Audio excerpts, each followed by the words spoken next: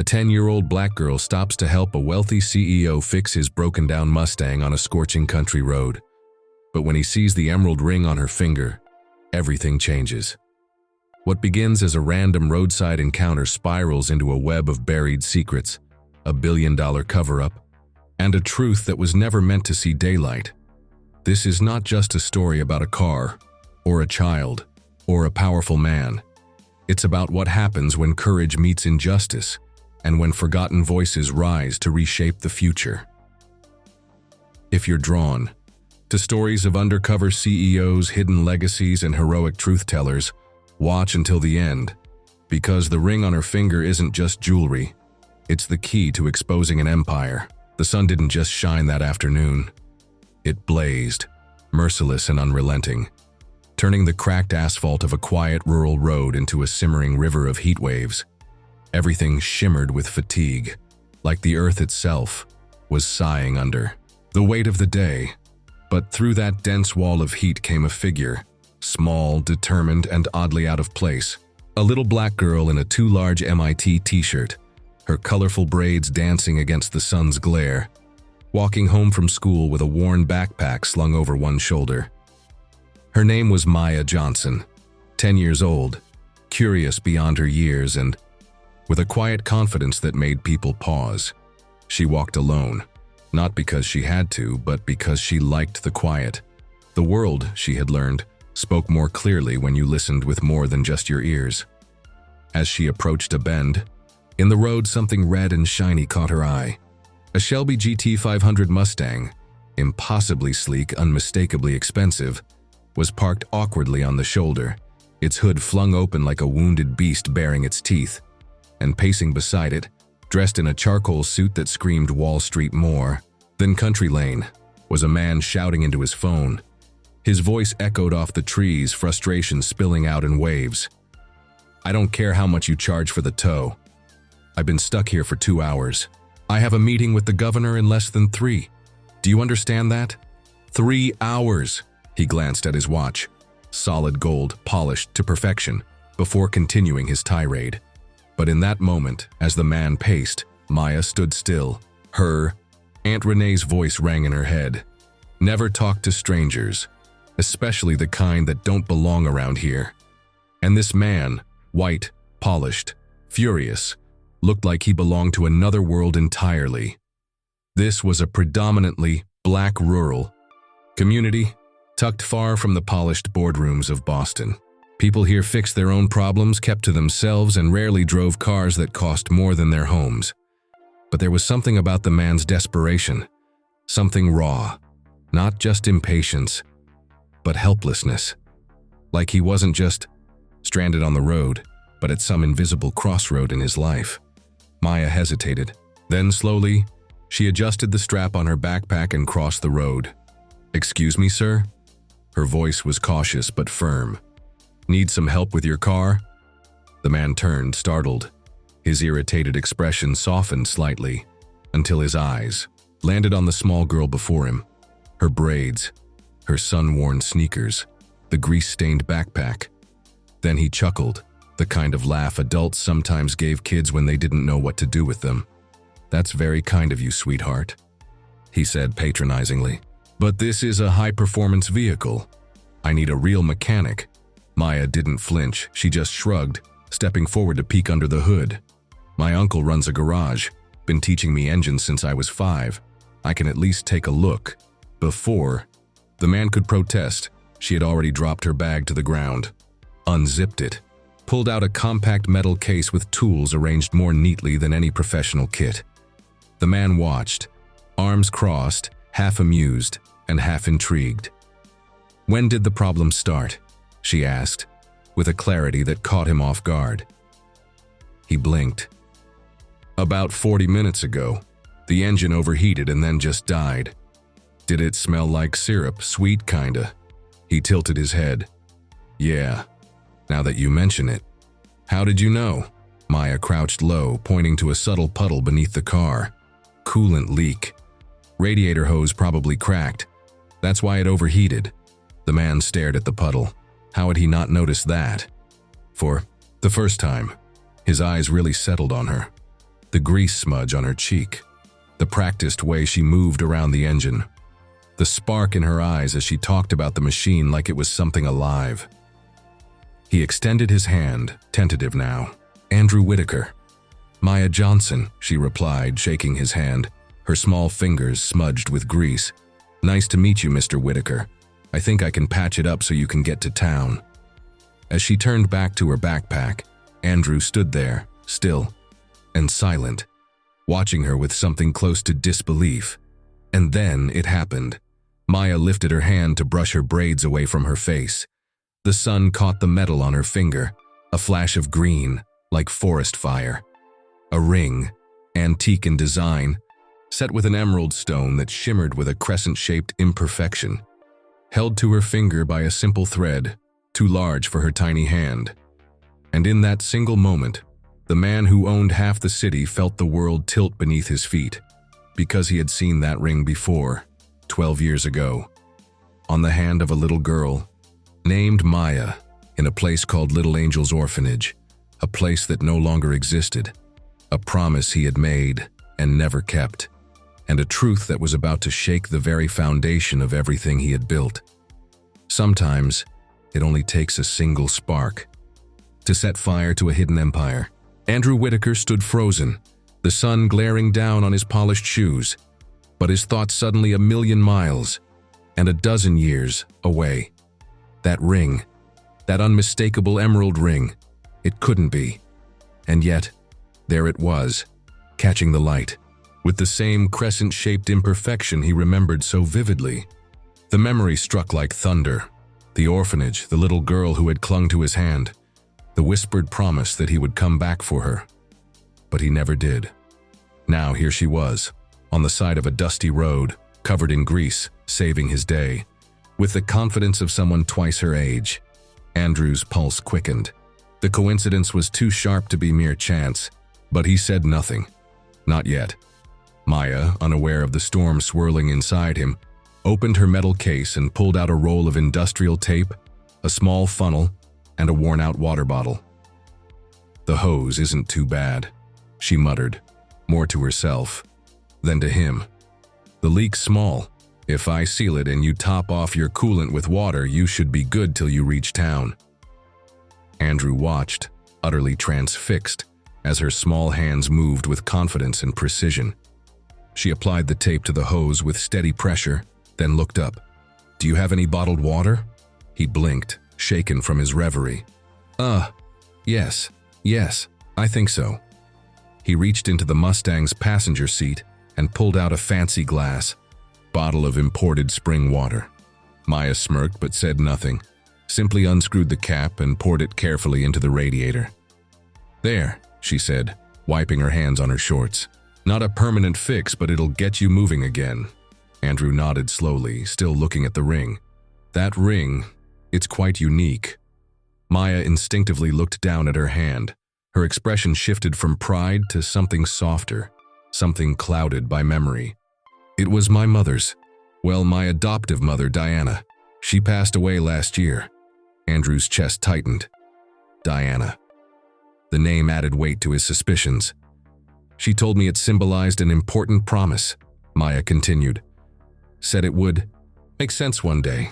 I never really understood what she meant." Andrew swallowed hard, masking the tremble in his voice. "May I ask, where did Diana get it?" Maya shrugged. "She never said, just that it was from someone special." The words landed like a gut punch. Andrew turned away for a moment, pretending to check the engine, buying time to process the tidal wave of emotion that was threatening to overwhelm him. Diana had been a nurse. He remembered her. Kind, gentle, the one person at Little Angels who had seemed genuinely invested in the children's well-being. She had vanished just days before the orphanage was abruptly shut down, and no one had ever found out why. Was it possible she had taken Maya with her? Andrew's eyes drifted back to the child standing before him, not just fixing his car, but unknowingly pulling threads loose from a carefully buried past. He reached for his keys, then paused. "Would you allow me to give you a ride home?" "It's the least I can do." Maya hesitated. Aunt Renee's rule again. But this man didn't feel dangerous. Conflicted maybe, but not threatening. Okay, she nodded. Just to the corner of Elm and Ashwood. My house is a block from there. The car ride was quiet at first. The air conditioner hummed, cooling their sun-drenched skin. Then Andrew began to ask questions, casual at first, but with a careful intent. Do you live with your parents? I live with my aunt and uncle now, Uncle Leon and Aunt Renee. And before that? Maya glanced out the window. Just me and my mom, Diana. She adopted me when I was 3. And before that? Andrew asked gently, even though he already knew what he was hoping to hear. I don't remember much. I think I was in a place called Little Angels, an orphanage. It closed down right after I left. Andrew's grip on the steering wheel tightened. He nearly missed the stop sign. Little Angels, he echoed. Are you sure? Maya nodded. Yeah, why? You know it? His voice faltered. I did, a long time ago. The car slowed in front of a modest house with sun-bleached siding and a garden full of overgrown wildflowers.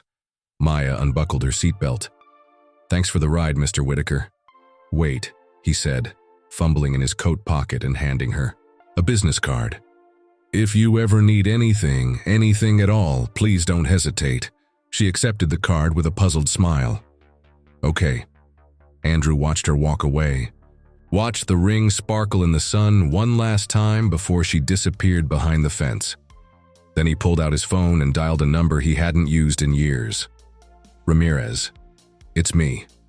I need you to find out everything you can about a girl named Maya Johnson and her adoptive mother, Diana.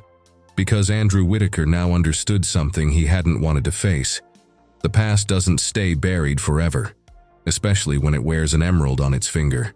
The Mustang's engine hummed back to life, but Andrew Whitaker's world had come to a screeching halt. As he drove away from the small house, the golden afternoon blurring into shades of red and guilt, his mind spun faster than the tires. He didn't even notice when he passed the governor's meeting point. It didn't matter anymore, that ring, that name, that child. Maya Johnson. His voice echoed in the cabin of the car. It had to be her. But how and why hadn't anyone told him? That orphanage had been closed, sealed, forgotten. At least, that's what he'd been led to believe. The next morning, he sat in his penthouse, office atop Whitaker Enterprises, overlooking a city built on glass, steel, and secrets. The skyline was immaculate. His conscience, however, was not. A knock at the door snapped him back. Ramirez, his longtime private investigator, entered, unshaven, sharp-eyed, and always 2 steps ahead of the truth. You found something? Andrew asked without preamble. Ramirez tossed a folder onto the mahogany desk. Plenty, Diana Johnson, registered nurse. Employed at Little Angels Orphanage from 2009 to 2012. Vanished from the system the same week the orphanage shut down. No resignation letter, no exit documentation, just gone. Andrew flipped through the folder. Photos of Diana, medical records, a grainy photo of her holding a toddler. His chest tightened. What about the adoption? Nothing official, Ramirez said. There's no record of Maya Johnson ever being adopted through legal channels. No state files, no court orders. As far as the system's concerned, she doesn't exist. Andrew leaned back, stunned. So Diana stole her? Ramirez shrugged. Or saved her? There was a silence between them. A heavy one. She died last year in a car crash, Ramirez continued. Brakes failed. Investigators ruled it an accident. But? Ramirez's tone dropped. I spoke to the mechanic who examined the wreck. He was suspicious. Said, it looked tampered with. Never filed a report. Was told to back off. Andrew felt the air leave the room. Diana knew something, he whispered. And someone wanted to make sure it died with her. He stood abruptly and walked to the window. The weight of the empire beneath his feet pressed upward like a curse. Meanwhile, miles away, Maya sat cross-legged on the floor of her uncle's workshop. The old garage smelled like motor oil and pine wood. Her sanctuary. Uncle Leon leaned against the doorframe, arms crossed. Fix the radio yet? Maya grinned, holding up a dusty 1950s transistor. Just needed to reconnect a couple of wires. He ruffled her hair. You've got magic hands, girl. That brain of yours? It's something else. Maya glanced at her ring and twisted it thoughtfully. I met a man yesterday, she said slowly. His car broke down. I helped him fix it. Leon raised an eyebrow. Yeah? He saw my ring. Got all weird about it. Gave me his card. She handed it over.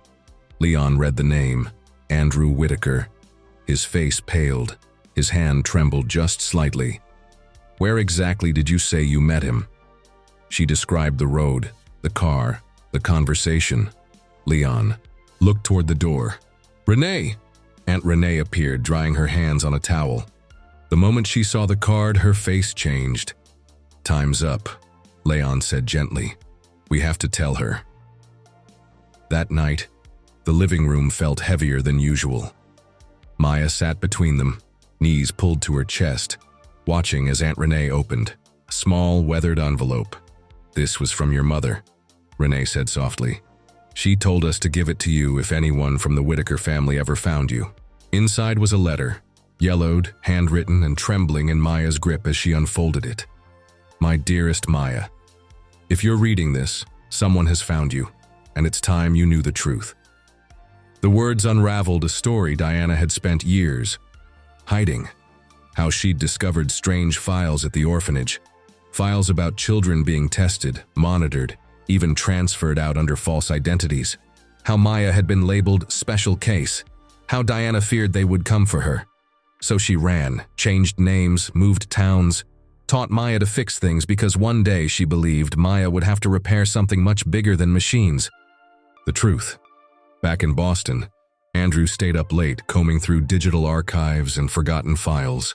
Project Horizon, internal memos, redacted names, suspicious land acquisitions, and then, buried in a spreadsheet, something chilling. Child ID 17, exceptional mechanical cognitive aptitude. Recommend further observation. Potential military. Application. Next to it, code MJ. He stared at the screen. They knew, he whispered. My father knew. Then came a call from Ramirez. Sir, we've got company. Someone else is poking around Little Angels. Reporter, Marcus Hayes. And he's got theories, dangerous ones. He thinks the orphanage was used to identify and exploit gifted kids. Claims some were never accounted for. Andrew's blood ran cold. Maya wasn't just a girl with a ring. She was the thread in a tapestry of corruption, secrecy, and unspoken power. And now, that thread was unraveling. Fast. The Whitaker family legacy had always been wrapped in glass towers and whispered influence. But for Andrew, the skyscrapers now cast long shadows of guilt. And as the truth about Project Horizon began to bleed through the cracks, he knew there was only one place to turn: his father, Howard Whitaker. The man who built an empire brick by brick, and lie by lie. Andrew stood in the executive conference room of Whitaker Enterprises, overlooking the cityscape, the sunlight reflecting off the chrome buildings like a mirror to his conscience. His father's arrival was as dramatic as expected. A black town car pulling up outside, the security team snapping to attention. The old man entered without a word, his presence as cold and commanding as ever. You called me back to Boston for this? Howard said sharply, taking off his sunglasses. I was golfing in Naples. Andrew didn't flinch. We need to talk about Little Angels, about Project Horizon. Howard's jaw tightened, but he sat, folding his arms. That business was settled years ago. No, Andrew said, voice steady. It was buried. He placed a series of printed documents on the table. Adoption logs with redacted names, property transfer contracts, internal memos with cryptic notations. Howard's eyes narrowed as he skimmed the top pages, but he said nothing. Andrew pressed forward. You shut down an orphanage under the guise of mismanagement.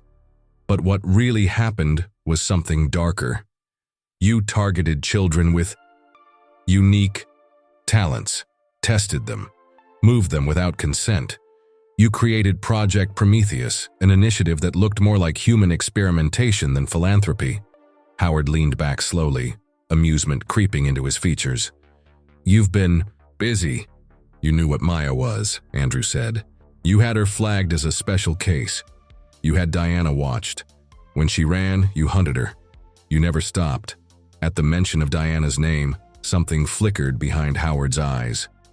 She betrayed us. Andrew stared at him. She protected a child. Howard's voice lowered. She stole company property.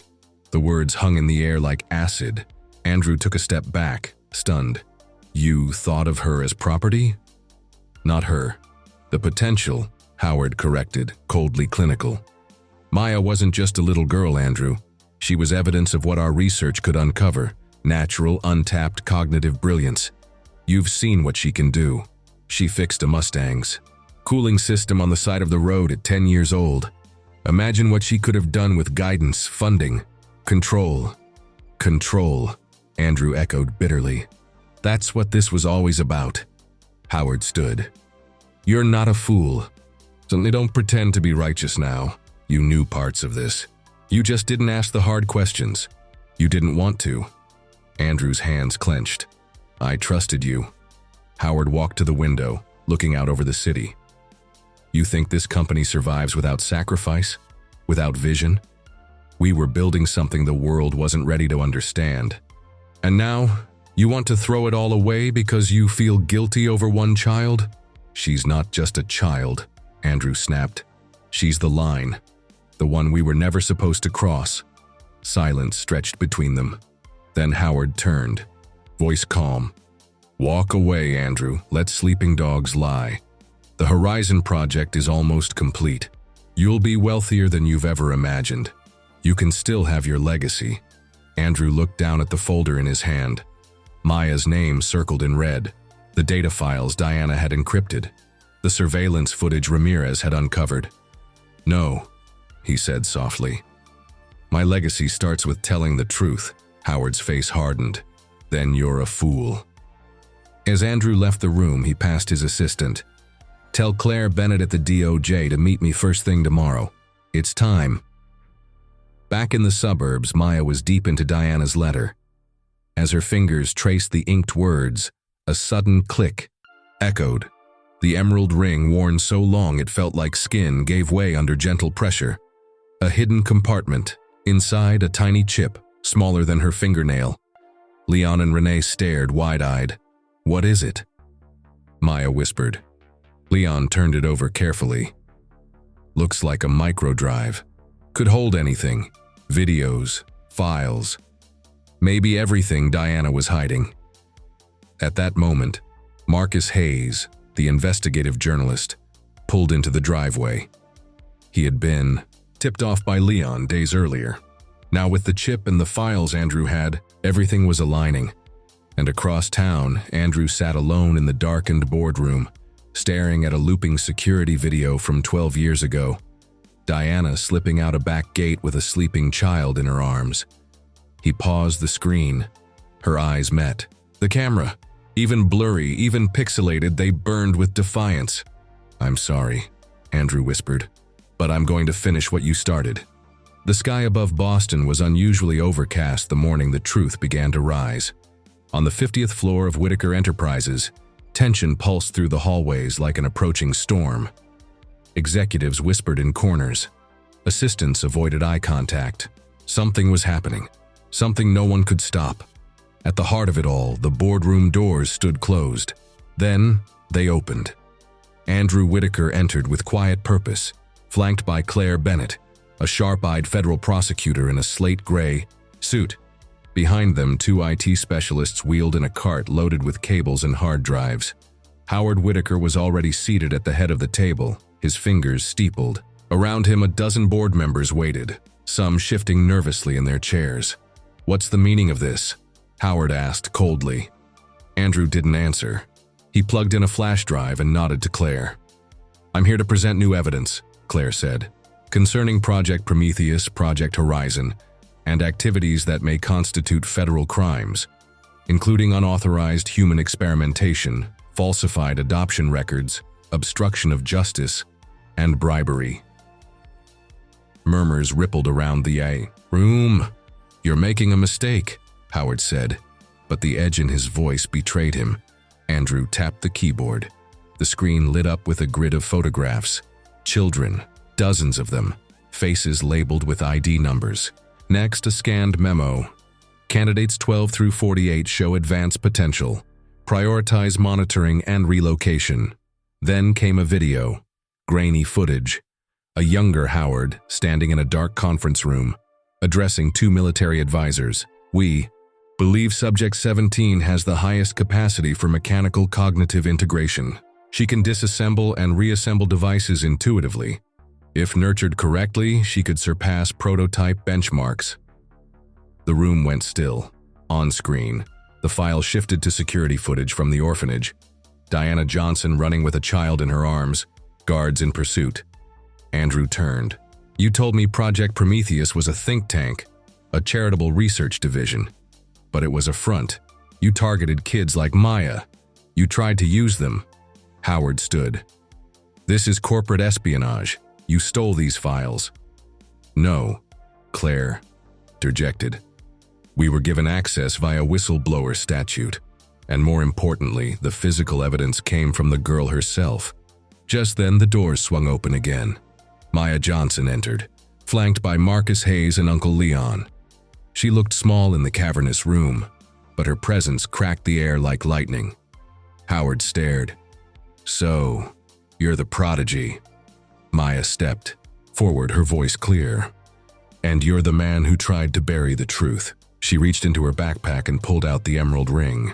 Holding it up for all to see, she twisted the stone. A hidden compartment popped open. From it, she extracted a miniature drive.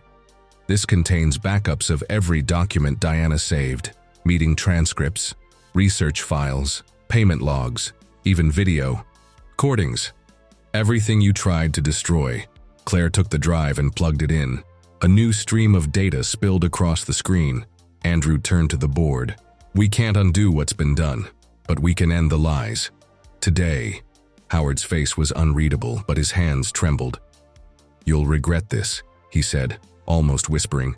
Claire gave a subtle nod. Two federal agents entered. "Howard, Whitaker," one said, stepping forward. "You are under arrest for conspiracy, fraud, and crimes against minors." As they cuffed him, the old man looked around the room, once his empire, now a courtroom. Then to Andrew. "You think exposing this will make you a hero? You've destroyed the family legacy." Andrew didn't flinch. "No, I've just rewritten." Outside, the media had already begun to gather. Cameras flashed as agents escorted Howard out of the building. Maya and Andrew stood side by side at the window looking down. "He said I was just a child," Maya said softly. "But children grow up, and we remember," Andrew looked at her. "And sometimes we change the world." 5 years later, the building that once bore the name Whitaker Enterprises stood transformed. Now it read, "The Johnson Center for Young Inventors," a sanctuary of light and learning that had risen from the ashes of corruption. Inside its glass walls, labs buzzed with energy. Kids from every walk of life, many from the same overlooked neighborhoods as Maya once called home, now tinkered with robots, coded apps, and soldered circuits with the same fire Maya had once shown on the side of a dusty road. Maya Johnson, now 15, walked briskly through the East Wing, wearing a lab coat far too big for her but with confidence far too large for her age. She paused at a control panel, brows furrowed. "The sensors in the environmental lab are still glitching," she muttered. 3 engineers trailed behind her, taking notes. "Already on it," one said. "You've got a sharp eye, Miss Johnson." She smiled politely, but her mind was already 3 steps ahead. In the atrium, a large digital wall displayed photos. Maya, at age 10, fixing the Mustang. Diana Johnson, forever frozen in a black and white photo with kind eyes. Newspaper headlines: "Teen girl exposes corporate empire, from runaway to revolutionary," and "Justice for the forgotten children." At a nearby bench, Andrew Whitaker, now dressed in jeans and a button-up shirt, sat beside a group of investors. His hair grayed at the temples, his posture humbler, but his eyes sharp as ever. "I've donated every cent of my inheritance to the Prometheus Initiative," he told them. "We no longer identify gifted kids to control them. We find them to empower them. 23 this quarter alone, each on full scholarship, no strings, no secrets." "Hard to believe," one investor remarked. "You used to be the heir to an empire." Andrew smiled faintly. "I still am, just not the kind measured in buildings." Back in the engineering lab, Leon, now head of the center's hands-on mentorship program, watched Maya guide a group of younger kids. "She's about to publish her third patent," he said proudly. "MIT, Harvard, and Stanford are basically begging for her." That evening, the Johnson Center held its first-ever graduation ceremony. 12 young inventors, all from disadvantaged backgrounds, stood on stage with offers from universities and global tech firms in hand. Maya stepped up to the podium, now a leader, a voice for those too often ignored. "When I was 10, she began, "I stopped on a hot road to help a stranger fix his car. I didn't know that moment would lead to uncovering a billion-dollar lie, or that it would change everything. But it did." She paused, twisting the emerald ring on her finger. Now reset, resized, and framed in gold. "My mother used to say, broken machines can be fixed, but broken systems need to be rebuilt. That's what we've done here, and that's what we'll keep doing." From the back of the auditorium, Andrew watched, his eyes misted. The girl who once unraveled everything he thought he knew had become the architect of something far more powerful than his family name. A movement. Weeks later, Maya received a letter. It was from Victoria Whitaker, Howard's daughter, who had vanished from public view after the scandal. "We found 5 more institutions like Little Angels," it read. "Thanks to your courage, we've shut them down. 37 children are now safe. Some have gifts like yours. They'd love to meet you." Maya closed the letter, holding it to her chest. Around her, laughter echoed from the gardens where younger kids played under the evening sun. "Uncle Leon," she called softly. He looked up from a workbench. "You think she'd be proud?" He smiled, his voice thick. "She'd be over the moon, Maya." At the entrance of the center, a new sign had been placed. It bore a simple phrase carved in steel. "Every child deserves to flourish. Every gift deserves freedom." And as the sun dipped behind the trees, casting golden light across the courtyard, one thing was clear. From broken promises, a revolution had been born. And in the hands of a girl with an emerald ring, the future was no longer something to fear. It was something to build. If this story touched you, share it with someone who still believes in the power of truth, resilience, and second chances. Because sometimes the smallest hands carry the heaviest keys to change. Sometimes the strongest revolutions begin with the smallest acts. A girl with a wrench and a ring. A boy who chooses truth over inheritance. A mother who dared to run when the system said hide. This wasn't just about exposing the Whitaker empire. It was about reclaiming power, rewriting what legacy means, and proving that brilliance can bloom anywhere, even in a child, even in a forgotten orphanage. And now, because Maya chose not to walk past a stranger, 37 more children are safe. A center has been built. A future has been rewritten. If this story moved you, if it made you angry or inspired or hopeful, don't let it end here. Share it. Talk about it. Be the person who stops when others walk past. Because the world doesn't change with empires. It changes with courage. Like, comment, and share if you believe every child deserves freedom, and every secret deserves the light.